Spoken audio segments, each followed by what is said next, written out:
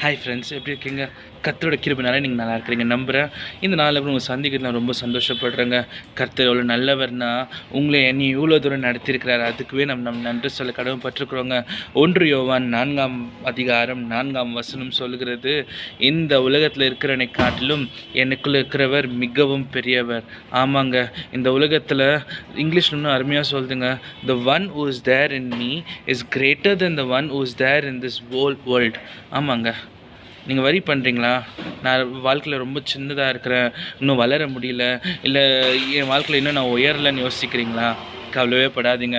அதுக்கு தான் ஆண்டவர் சொல்கிறாரு, நீ சின்னதாக இருக்கலாம்ப்பா, உன் வாழ்க்கையில் நீ வளராத மாதிரி உனக்கு ஃபீல் ஆகலாம், ஆனால் நீ வரி பண்ணாத.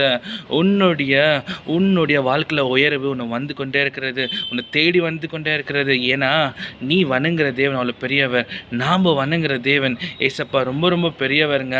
உலகத்தின் மனுஷங்க வேணா பண்ணத்தினால ரொம்ப நான் தான் டாப்புன்னு நினைக்கலாம். இல்லைங்க, இந்த உலகத்தில் பணத்தை காட்டிலும் மேலான ஒரு பர்சன், இல்லை ஒரு மேலான ஒரு பவர், அது ஏசப்ப நாம தாங்க.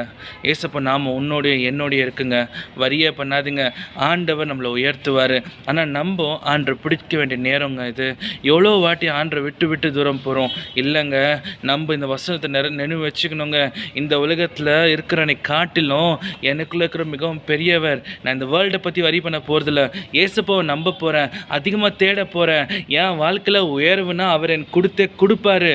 அந்த நம்பிக்கையில் வாழ்க்கை வாழ ஆரம்பிக்கலாங்க. கர்த்தர் உங்களை ஆசீர்வதிப்பாராக.